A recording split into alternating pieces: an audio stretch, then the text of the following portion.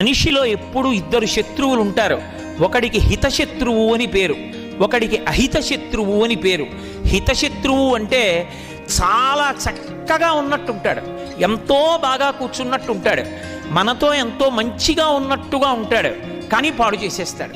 మీరు చూడండి, పిల్లలు, ఎంతోమంది పిల్లలు నాకు తెలుసు, వాళ్ళు కష్టపడి చదువుకునేటటువంటి మనస్తత్వం ఉన్నవాళ్ళు, కానీ ఏదో ఈ ఒక్క ఓవరు చూసి మేము చదువుకుందాం అనుకుంటారు. కానీ ఒకసారి చూడ్డానికి వెడితే రాత్రి 11 వరకు టీవీ ముందు ఉండిపోతాడు. అప్పటికది సంతోషాన్ని కల్పిస్తున్నట్లుగా ఉంటుంది, కానీ ఒకసారి కాలం కాని వెళ్ళిపోయిందా ఇక మళ్ళీ తిరిగి రాదు. ఆ వ్యక్తి ఆ కాలమునందు సక్రమంగా చదువుకోని కారణం చేత వెనక్కి వెళ్ళిపోతాడు.